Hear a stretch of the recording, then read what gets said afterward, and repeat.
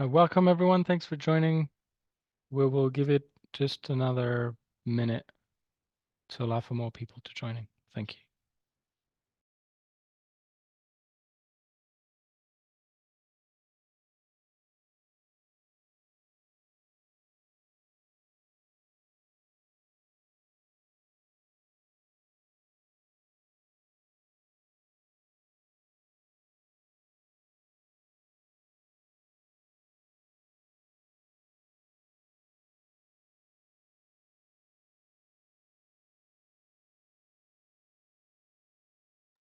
Great. Let's get started then. Thank you for being with us today. I'm Pierre Petit de Pasquale.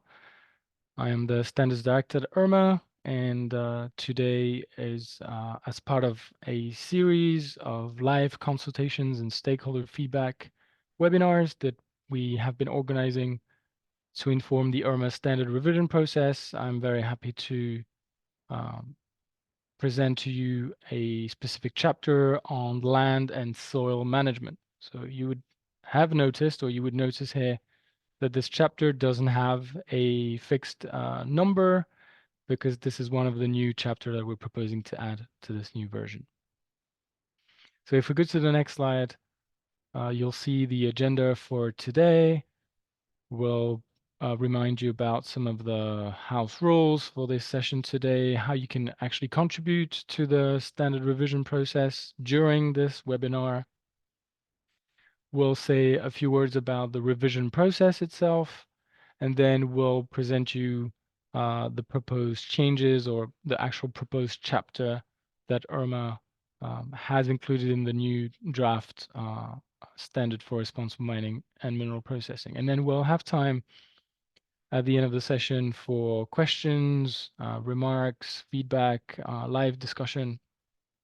I am here today with a number of colleagues who will also be able to contribute and tell you more about this very important aspect. So if we go to the next slide, sorry, please, about the house rule. So this event is hosted by IRMA, the Initiative for Responsible Mining Assurance. We are an independent, equally governed multi-stakeholder initiative. This event is being recorded, and the recording will be made publicly available on the IRMA website and on our YouTube channel. I said in the beginning, this is part of a series of live consultations. We've covered now quite a lot of topics, chapters. We also had a number of sector-specific, stakeholder group-specific sessions again this week. You can find them all on our website and our YouTube channel. I really encourage you to watch them if you weren't able to join sessions on particular chapters that you are interested in. I have to remind you today that you may not post any unlawful, offensive, threatening, libelous, defamatory, obscene, or objectionable content. Do not post or send or link to any hateful, degrading, criminal, or sensitive imagery or content, nor advocate or promote intolerance or hate against other people. I also remind you to not post or send any spam content today. If we go to the next slide, you'll see why I am saying this, basically, because there are ways for you to contribute live and directly to the conversation and the revision process. These sessions are one of the many opportunities and channels that IRMA has made available to everyone and all stakeholders to contribute to the standard revision. That includes a dedicated online platform. You can find it at responsiblemining.net/comments2, the number 2. I'll say a bit more about it. But so for today's purpose, you can use the chat function. So the chat function of Zoom is open to everyone. You can use it as we go along to share content with us, with the whole audience. But please note that you cannot use the chat in an anonymous way. So if you share content, text, remarks here in the chat, your name will be visible. Next slide, please. Unlike the Q&A function, which is the other way, the other feature that you can use today to share a comment, suggestion, feedback, questions, concern, recommendations to IRMA. And here with the Q&A function, the icon is located at the bottom of your screen or in the top right corner if you're on a smartphone. You can actually decide to submit content in an anonymous way. There's an option there that reads send anonymously, only need to tick it. If we go to the next slide, also wanted to reassure you that because this is part of the full revision process, all the content that you share with us today will be saved and will be considered by IRMA in an objective and equal manner as any other recommendations or contribution that we will receive as part of the standard revision process. So if you already have a chance to look at the draft, you already have comments, and you want to use this opportunity to share your feedback recommendations, or also share your experience because you have been implementing the IRMA standard already, please feel free to start at any time, again, via the chat or the Q&A function. If we go to the next slide, I'll say a few words about this revision process that I've now mentioned a few times. If we go to the next slide, please. So IRMA has been conducting a comprehensive revision of the standards. And this revision allows us to remain accountable to all sectors, all stakeholder groups, in particular noting that the current IRMA standard for responsible mining was officially launched in 2018. So it's been 5 years now, and there's been a lot of learning and evolution over the course of these 5 years. So making sure that the standard also remain up to date. We use this opportunity to add clarity, to add consistency, in particular between and within chapters and topics that are similar, to make sure they're consistent both in terms of formats and also terminology. And it's a wonderful opportunity for us to fill any gaps. So any areas, social issues, environmental issues where the IRMA standard may have fallen behind over the last 5 years. We want to use this moment to make sure the standard remain leading edge and cover all the aspects that are relevant.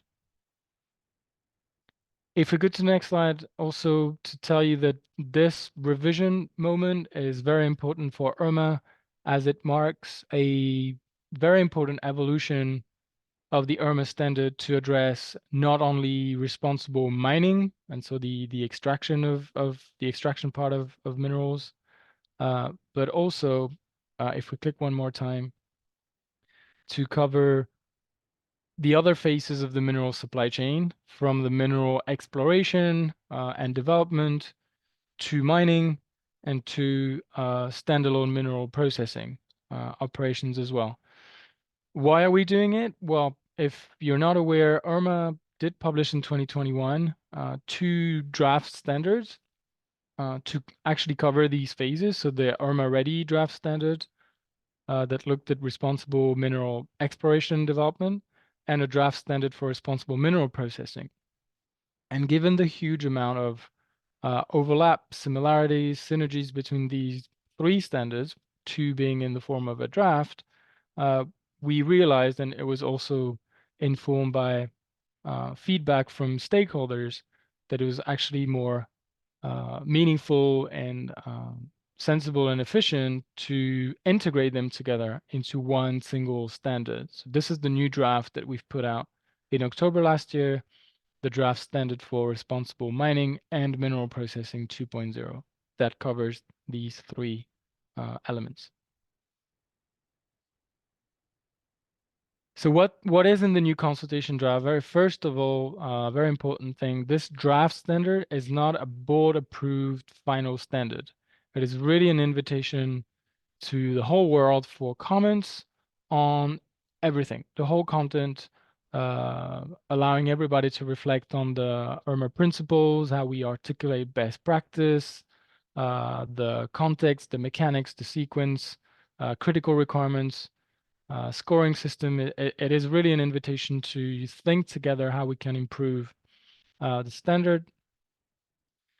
To make the draft more meaningful and easier to understand and browse, we have included a lot of notes. So you will find background notes at the beginning of each chapter that summarize the changes that are proposed. And also at every single requirement level, you will find detailed notes regarding again, the changes, but the rationale, why are we making these changes or proposing to make these changes? And linking this back to what I just presented before on the importance for IRMA to remain up to date, to be clear, to be consistent, and to fill gaps. So everything is up for feedback, comments, recommendations, but we've also specifically highlighted and put there in the draft, throughout the draft, a number of consultation questions that we think captures some of the most challenging, sometimes controversial issues that have been raised during this long revision or initial revision process, and on which we would really like to have more feedback and comments on. For those of you who prefer using a tabular format, there is an Excel version of the draft standard that you can find online on our website. All the links have been put in the chat already, which is great. And last but not least, there is a Spanish version of the draft standards. It's been entirely translated, and you can download the draft standard in Spanish also from our website.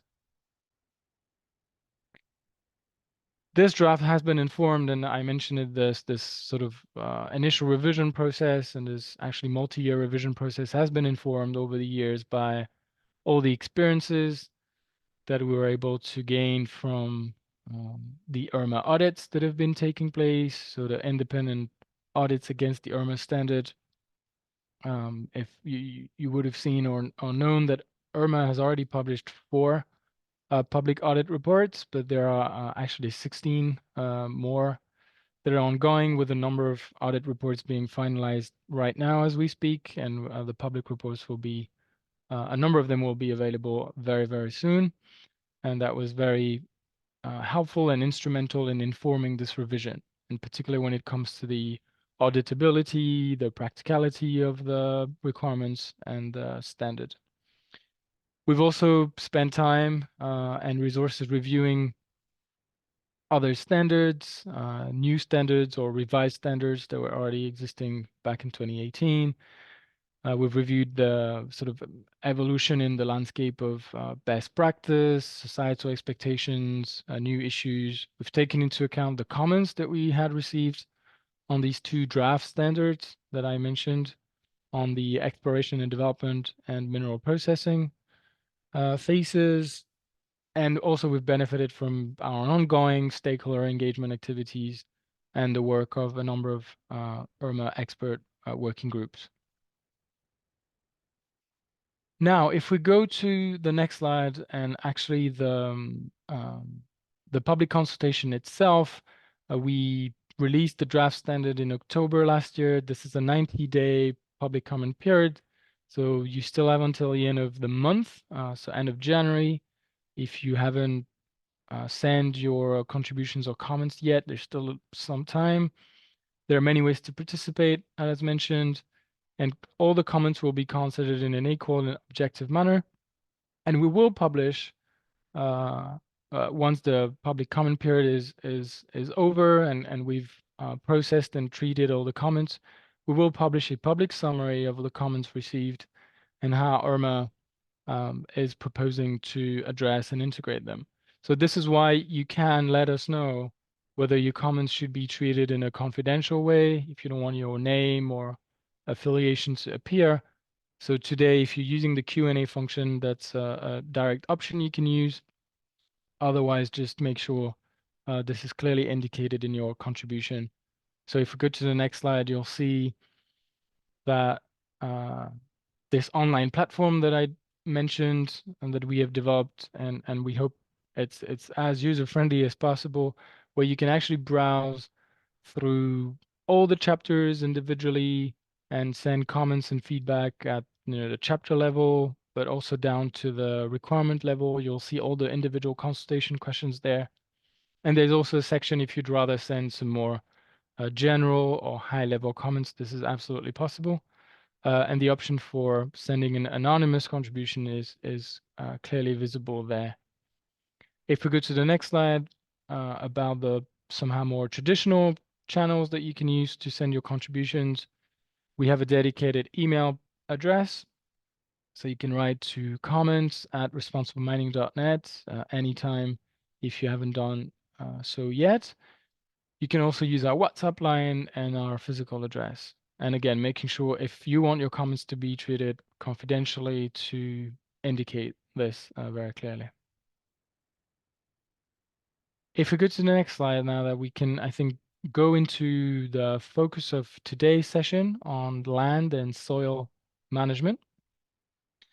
So if we go to the next slide, you'll see that there are a number of new chapters that we're proposing in this new draft standard for responsible mining and mineral processing. There's one on gender, equality and gender protections, a new chapter proposed on the physical stability of infrastructures. We have this one that we're going to talk about now on land and soil management, one on mineral supply chain and responsible sourcing that is only applicable to mineral processing operations, projects and operations.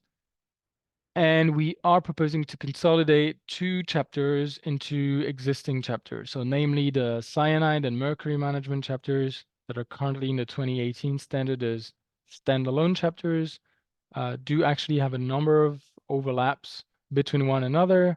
And it seemed to make more sense to integrate them where the impacts are actually linked. So when it comes to waste materials management for the and also the water management and the air quality management. If we click one more time, you'll see that the land and soil management is new to the IRMA standard, but in the 2021 draft standard for responsible mineral processing, we had already proposed here to have a land and soil management chapter. So that is chapter 4.9 in this draft standard. So it's not as if we started it from scratch as a brand new chapter, and we'll have more time later to say how it is particularly relevant to mineral processing actually.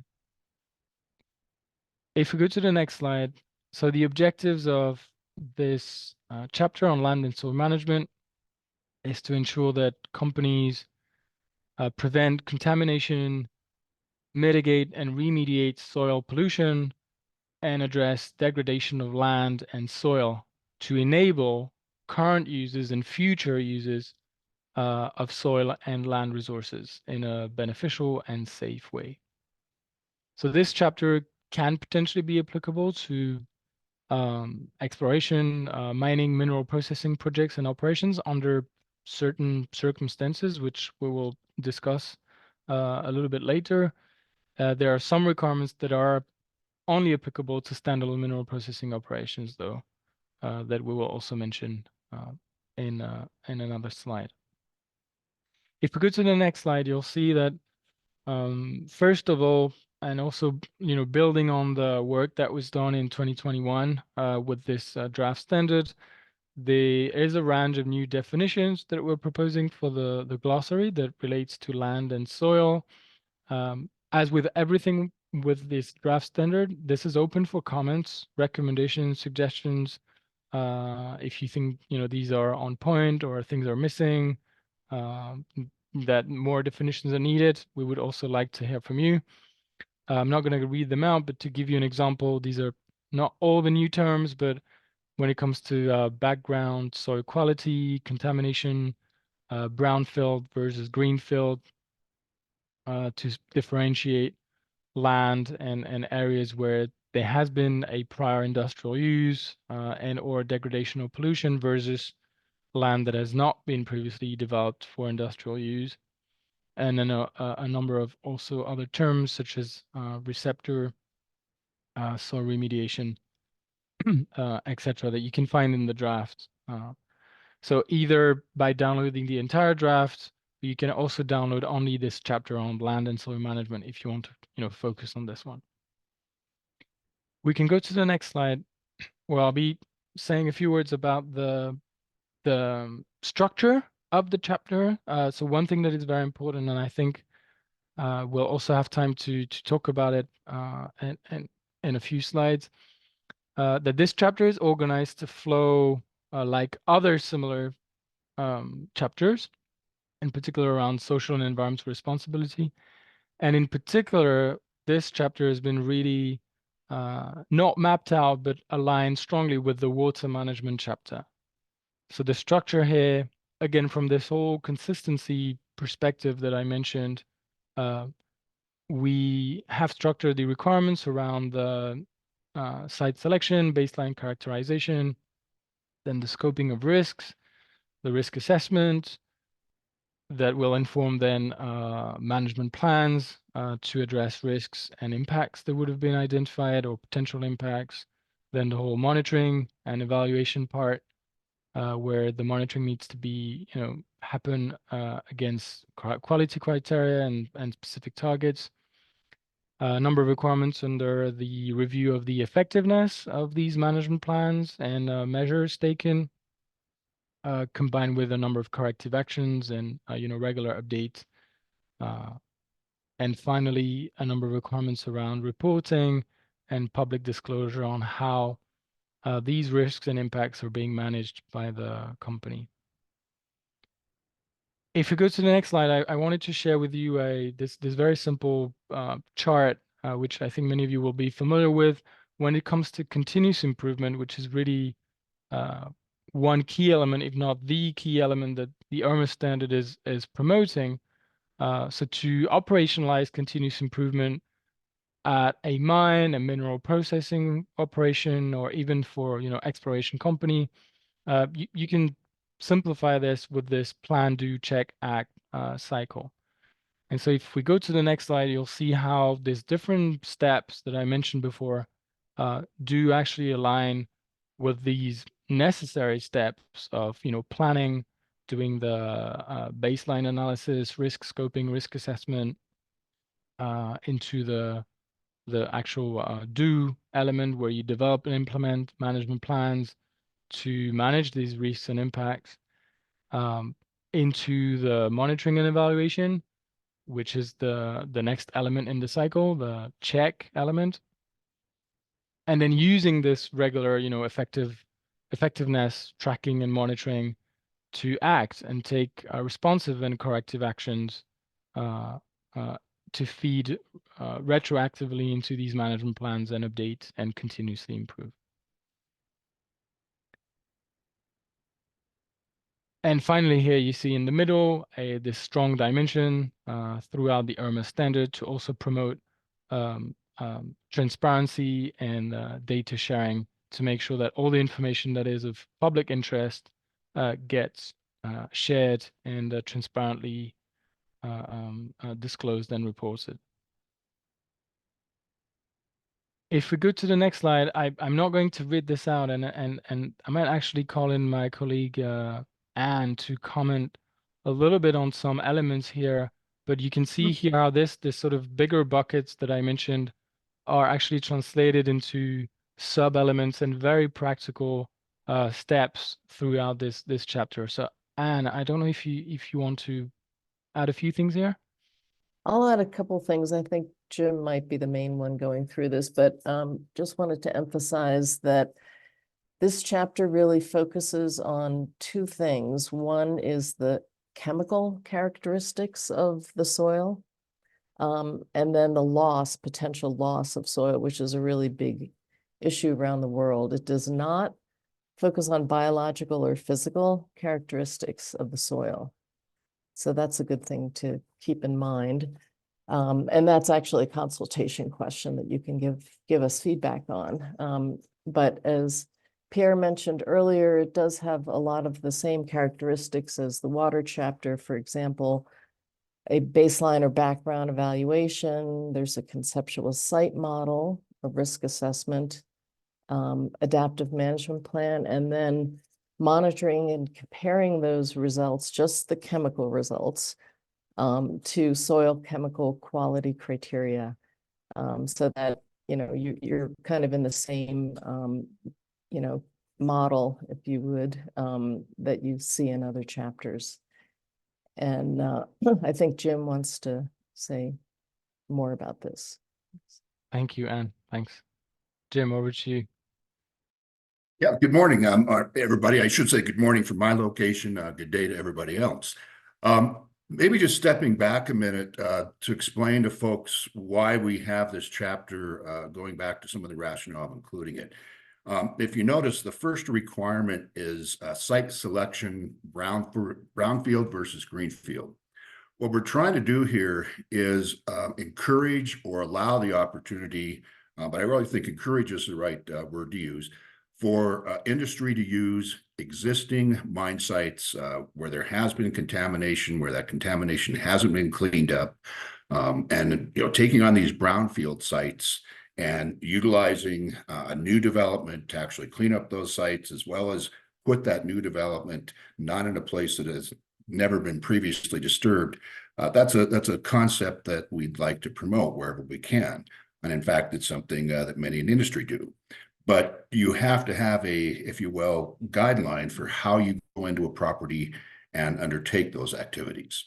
And this really describes for those of you that would take on a brownfield site, and let's say, for example, it might have been a site that included both mineral processing, such as flotation. It might have also included smelting, refining processes.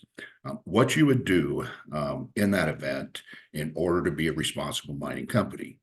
And essentially, it's suggesting, in many respects, a voluntary cleanup as part of your development of that site to address pre-existing land and soil conditions. Examples would be if there have been tailings piles, tailings uncontained, and various other things on the site, those should be addressed. Any contamination from smelters and or refineries at the site. And those of you familiar with those, that can actually go out miles, kilometers, even 10 or 20 kilometers from a given site in terms of that soil contamination that might have occurred. With respect to greenfield sites, the real application of this would be if contamination occurred from an existing mine, such as from a discharge of tailings, an accidental discharge of tailings. The same thing in terms of if there was a discovery of a contamination site from some other source. An example might be mercury contamination, somehow coming off of a gold mining operation. So this describes, as Anne mentioned, it includes a lot of the elemental or fundamental things that you would expect to see, or processes that you expect to see in a remedial investigation and cleanup of a site, such as the characterization steps, the inclusion of a conceptual site model. Notice we have mitigation measures, as well as an adaptive management plan. I might mention one of the key things, those of us that have worked on remediation of sites and dealing with these measures, you have a plan for what to do best, based upon your best knowledge. But in fact, as you go about cleanup of these sites, what you actually encounter, you have to adapt your plan to the actual site as you learn more about it and go about these activities. So again, I think this in many ways reflects the existing approaches that many governments, regulatory agencies utilize to do the same. And in particular, if you have an existing process that you fall under to do this, it's really that existing process that you should describe to us and otherwise undertake. But if you don't, these guidelines also provide instruction essentially how to undertake that process. So again, that's just kind of a big overview of what's contained here and a little bit more on why we included it. Thanks. Maybe go to the next slide a second and I'll address that as well. Yes, please. Yes, thanks, Jim. Yeah. So I should mention to folks, there's another guidance that if you have an opportunity, we'd encourage you to review. Most mining companies also include exploration and project development as part of what they do. And what we've done is take the standard and essentially describe it for which phases of exploration, beginning with desktop, going to field exploration, to actually where you're going in and starting to develop reserves in exploration stage 3, but also for project development and project permitting. And then you can see on the far right-hand side, operating mine or mineral processor. You can see here also where we have some things that are mineral processing only, for example, but going over to exploration and project development and project permitting very briefly. In exploration stage 3, we have said it's applicable.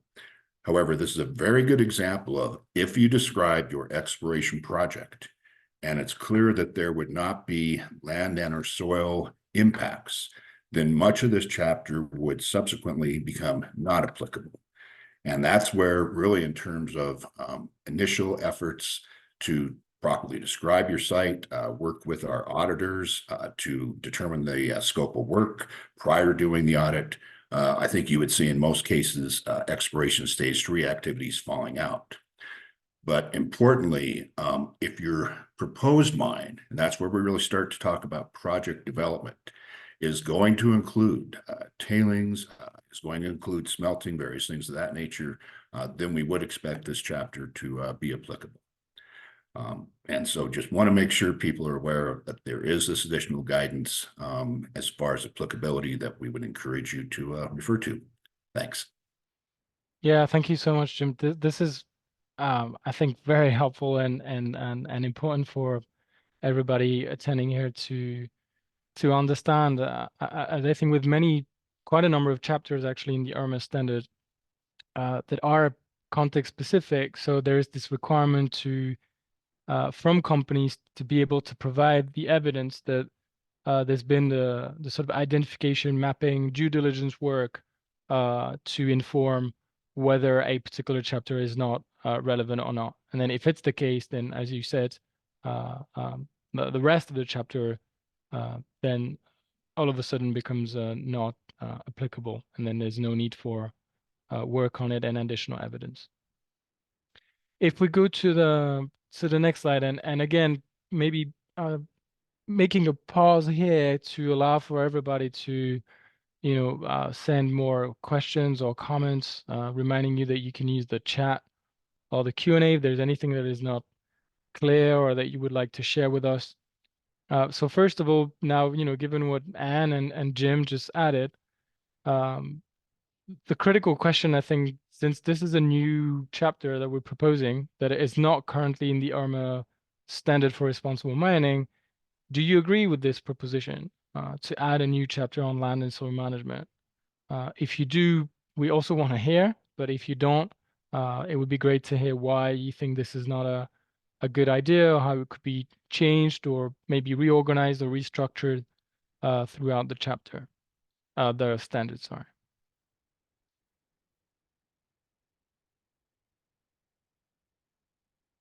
And then as we have a bit more time here today, and again, really inviting you to, share thoughts, but as I've said, there's still some more time for the public comment period. If you want to, gather your thoughts, spend more time, share with your colleagues, please use the remaining time. But I wanted to share with you today also some more of the consultation questions that you will find in the draft standard on this particular chapter to give you a more practical, tangible idea of what they are, what they look like, what is it, the kind of things we would really love to hear from you and have comments on. So if we go to the next slide, please. And I'm not going to read them out, but I think we can click one more time. Back to what Anne mentioned on the structure of the chapter and the expectations here.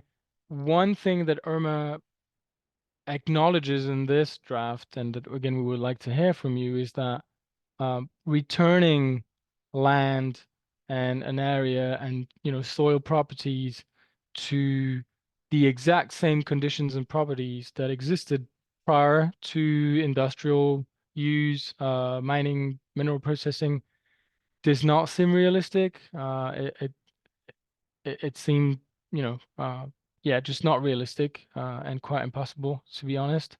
And so the approach that IRMA has taken here is to expect that sites and areas are restored to a stable landscape, both from soil stabilization, from a soil conditions, and also ensuring that vegetation and ecological processes can continue in alignment with the sort of shared vision that had been agreed with, all stakeholders, the regulators, of what the post-closure land use should be once the operations stop, or part of the operation stop, in case of any concurrent or changes in the operations.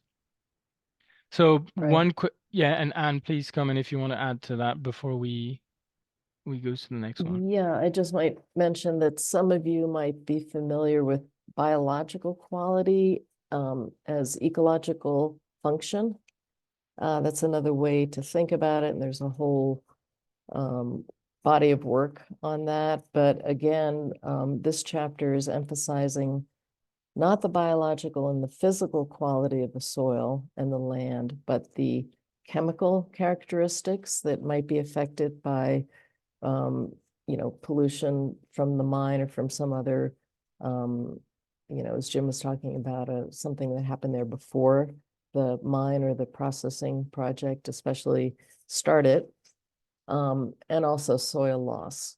So those are the things we're focusing on, but this consultation question has to do with whether you agree that, we should be focusing on those two things and not biological and physical quality of the soil. Yeah, thanks, Anne, for clarifying this. Very important. So this is, really one of the element that we've had already, feedback, and there's been a lot of work on, but we would really love to have more comments, recommendations, and thoughts on this approach. And if you don't agree with this approach, also we would really welcome recommendations, solutions, alternatives for IRMA to articulate best practice here around restoration and land and soil management. If we go to the next slide, also to share some more examples. So Jim explained, the rationale around this site selection, and so in the cases or situations where mineral processing operations are located on these brownfield sites where there has been industrial use before, and there might be some pre-existing pollution. As Jim said, we are proposing to, require a soil remediation plan and a number of measures and actions to remediate. Again, here we are providing a few examples and elements in the standard, but if you're aware of, examples of international good practice related to soil remediation in the context of, mining, mineral processing in particular, we would also love to hear those and be made aware. And what do you think about, this requirement altogether? Is this too onerous? Is this too expensive, not realistic? Especially when there is no legal liability. So if the government is not requiring it, if there's no legal aspects to it, would there be alternative ways? For example, should we require remediation only within the boundary of the site, as long as there's no sort of off-site contamination or contribution that can be directly related? That kind of thing, which are actually particularly complex, and I would say there isn't the perfect answer or the one solution. And I see Jim that you're turn your camera on, so please, if you want to add anything. Yeah, no, I think this is actually a key question that we'd like to get feedback from folks on. This question of legal liability, and really it's one that goes back to, if we could describe it in terms that are familiar to the US, not sure exactly how it would work with other countries, but presently this has created a conundrum because in the United States, we don't have what's called a Good Samaritan law. And essentially, without that law in place, if a mining company goes in and voluntarily does cleanup, they have now inherited the liability pretty much for that entire cleanup, the entire site. And so the principle, if you will, that is presently employed is If you don't touch it, you don't own the liability. But if you do touch it, you do. And so one of the key things to make this requirement work is figuring out how best to address the lack of a Good Samaritan law and how that might affect this, whether or not, for example, this might only apply where there is Good Samaritan provisions or otherwise. So this is something that we really need to key in on with this particular requirement and see what industry as well as others have to suggest that might help us to better implement it. Thanks. Yeah, thank you. Thank you very much, Jim, for putting that in some practical perspective. That's very helpful. And before we go into the sort of remaining two last slides that I wanted to share with additional questions that relate to the mitigation hierarchy, how we're proposing to, reflect it and operationalize it, and also on the soil erosion and soil loss. There's one question here, and I think Anne, Jim, and myself can definitely offer some elements of response here. One person, first of all, is agreeing that it makes sense to include a chapter on land and soil management. But this person wonders, though, how many new requirements are there, since I imagine that some of the issues covered by this new chapter might have been previously addressed in old or existing chapters. Can you provide such an overview? This is a very good question, and I think we've now mentioned tailings, potential pollutions, presence of chemicals, mine drainage, etc. So maybe and Jim, who wants to go first? We'll kind of do a two-parter here because there really are I think two parts to this, and let me just cover one part real quick, and then I'll turn it over to Ann. But an example of what we're talking about is mercury and mercury contamination at some of these sites. And so let me turn it over to Ann first. So Thanks, Jim. sorry.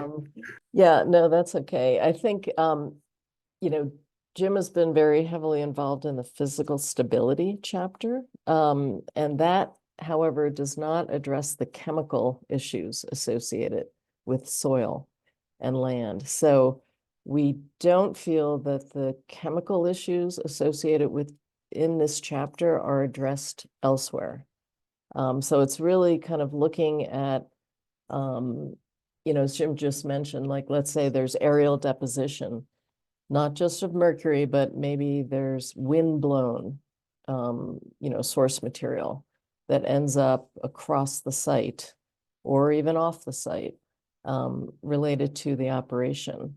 Then this chapter would address that, and it really doesn't come up in the water chapter, for example. However, infiltration of another way you could get, let's call it down gradient soil impacts, would be from infiltration, leaching of source material and infiltration, and then kind of moving downhill, down gradient, downstream to a soil. So those are the things that are covered here that I don't believe are covered in other parts of the IRMA standard. Go ahead, Jim, all yours. Well, I was just going to add that, in addition to that, we have the mercury that was in the mercury section that we now have eliminated. We've pulled the impacts of mercury onto soils into this section. And so it's kind of, I wouldn't disagree with the question that there are parts of other chapters that would apply to this. This is really intended to get, though, to that idea of using brownfield sites in particular. Yeah, thank you very much, Anne and Jim, for these elements. I hope this answers this question. Maybe one thing to add is, anything that is related to the needs for, collaborative and ongoing stakeholder engagement when it comes to, risk identification, sharing the information, developing the management plans, responding to, emergency situations, and potential domino effects or repercussion of, pollution and chemical issues with land and soils that could affect, fundamental rights or health. These would be covered in these respective chapters. The cross-referencing between the chapters is I think a very great strength of the IRMA standard, the 2018 version, and this is something we want to keep in the new version of the standard, so that these are not a suite of siloed chapters, but they really speak to one another. But obviously, since we're in the process of revising the standard and taking into account all your comments and questions, you will see in the draft that these cross-referencing sections are at the moment left blank, and we've said that we will be reworking them as we finalize the standard.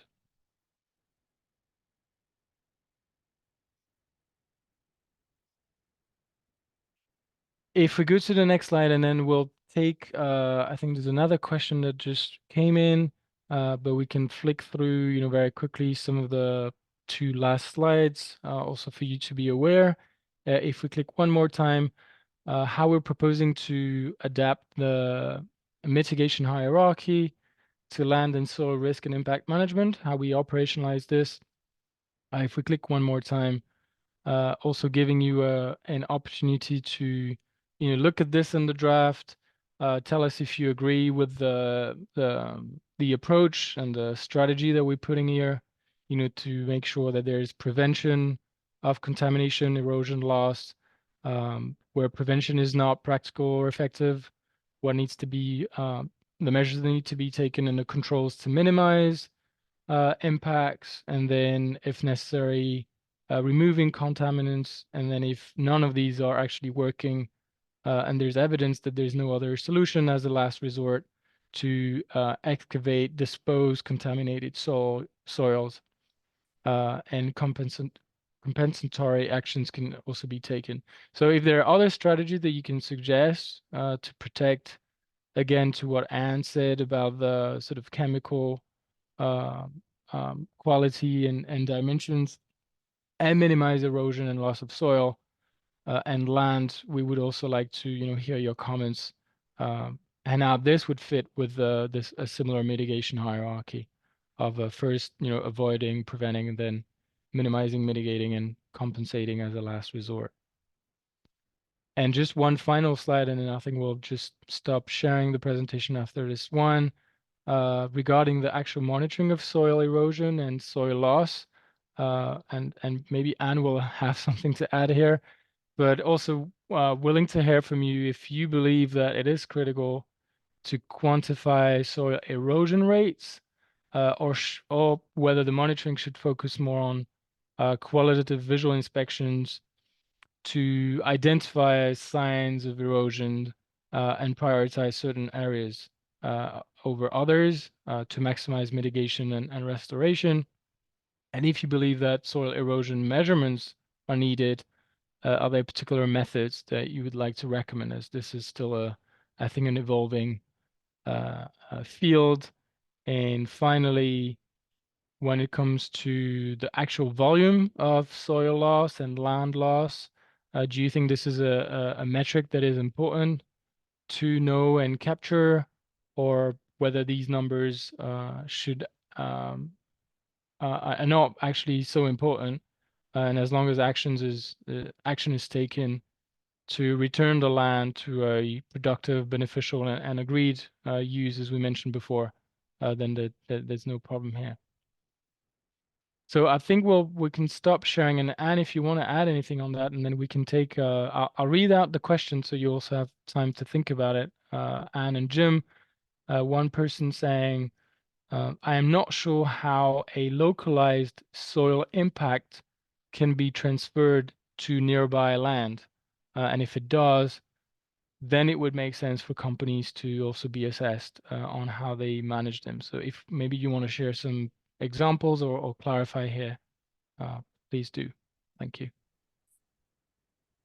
Yeah, it'd be good to get maybe a little more background on what the questioner is thinking of there, but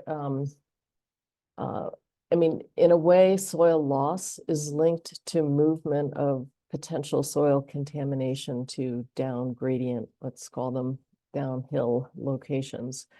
You can have soil moved by aerial deposition, by windblown material, etc. So also this chapter imagines the like a spill from a tailings impoundment or a tailings dam, and the down gradient transport of those tailings and how that could affect soil. So that's a really very big issue, big issue and large scale physical issue as well. But generally soil doesn't move obviously as readily as water. So that's a pretty good question. Maybe if I could just give you a couple of examples from brownfield sites that I've worked on. A real good example is in a lot of historic applications, rail spurs, roads coming into sites, etc., were constructed of mined tailings, mine waste materials, smelter slag, might have been used, various other contaminated materials used in that construction. Subsequent to that time, there's been a lot of commercial development and/or home sites and other things built adjacent to a lot of these historic railroad sites and other things. In many cases, for example, there ended up being private land ownership associated with the construction of railroads. So when a company purchases and begins to work with that same site that contains those, they have to look at and evaluate those features. And what we've seen time and time again is, as Anne mentioned, erosion, actual soil erosion loss from stormwater events, other things, that's probably the main way in which contaminants get moved from a more specific location to more dispersed. But it can also happen due to wind. When you have large tailing sites, you can have wind that disperses a lot of materials beyond the boundaries of the tailing sites. So there are a number of mechanisms that can happen. I would mention they're all very site specific. You need to be very careful about generalities because each one of these sites, the type of contamination, the nature of the features is different. And that's one of the reasons why you need to go in and characterize these sites before you can really go very far with your assumptions. Thanks very much. Yes, no, absolutely. And thanks for the clarification. I think this is also maybe giving us ideas on how we can also clarify this in the draft standard if it's not the case. And as Jim said, the importance of having this site characterization step really prior to everything else as part of the auditing process, but also from a management perspective for companies that are willing to operate in a responsible way. And this is something we've really integrated in a consistent way, as we mentioned today, across all the social responsibility and particularly environmental responsibility chapters such as water and land and soil. In case there are other questions or comments or recommendations, please, you can still use the chat and Q&A. Otherwise, we have, I think, answered and addressed the questions and feedback. So I'd like I to might address one other thing that we're asking for Please. feedback on, Pierre. Please, Anne. And that is the soil chemical standards. Okay, so many jurisdictions have chemical soil quality standards or criteria. And generally, the list is nowhere near as long as it is for water quality standards. So we're asking for feedback. If you know of any relevant lists of soil quality criteria or standards, please let us know. Thanks. Yeah, thank you, Anne. And I think we didn't mention it, but for those of you who don't know, there is in the IRMA standard quite an extensive annex or element on these water quality criteria and water quality tables that we will actually be updating and publishing together with the new draft. So the intent here, and I imagine is, if possible, to do the same with land and soil quality criterion tables. So yeah, thank you very much. So thanks everyone again for joining this session today. I hope it was informative and helpful. Remind you that you can find all the other topics and sessions that we've been doing online. If you're interested in other chapters, we have a number of sessions still happening next week. These are happening at a time that is more convenient for Europe, Africa, and Asia mainly. I see there's one final question that we can take here in the chat, and then we'll be just wrapping up. No problem. There's no question or too late. It says, what if two nearby sites? So in the situation, we've got two sites, and they both had an impact outside their operations. Whose problem is that? So the attribution of responsibility. I'm sure Jim will have some practical examples to share with us. My first reaction would be that also part of the IRMA standards and a number of requirements and elements around, understanding the sort of industrial ecosystem and environment you're operating in when it comes to interface and engagement with other actors. And this is not limited to artisanal miners. And I imagine, if these two companies are engaged in a responsible business pathway, they would work together. But Jim, any practical examples here? Yeah, unfortunately, the practical examples I have all involve legal actions and attorneys and everything of that nature, because this is, fortunately, when you have two sites contributing to the same pollution, neither one typically wants to acknowledge that they're the primary source. So yeah, again, I think, in an ideal world, what you would have is those two companies getting together and resolving the liability between themselves, and then getting the cleanup and other necessary actions taken care of. And that, in fact, does oftentimes happen in those situations, but it's also not uncommon for them to start off by lawyering up in that situation. So IRMA would encourage a compromise in the whole thing, and then the companies getting together and not making it the problem for everybody else.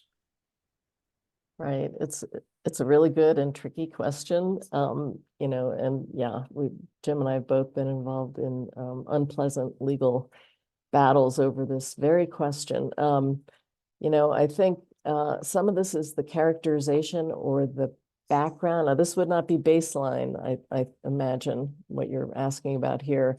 That is pre any kind of an operation, but this would be background after an operation has started. What is the initial condition? So if a company wants to really protect itself and make clear that they were not the one who did this, then they're going to have to spend some more time on the background evaluation and get this information out there. And I'm not sure what you were thinking here exactly, but if there were two companies and they had off-site contamination that affected a mineral processing site that one mining company is going to be using, then that's an even trickier question. But again, the background evaluation becomes even more important under those conditions.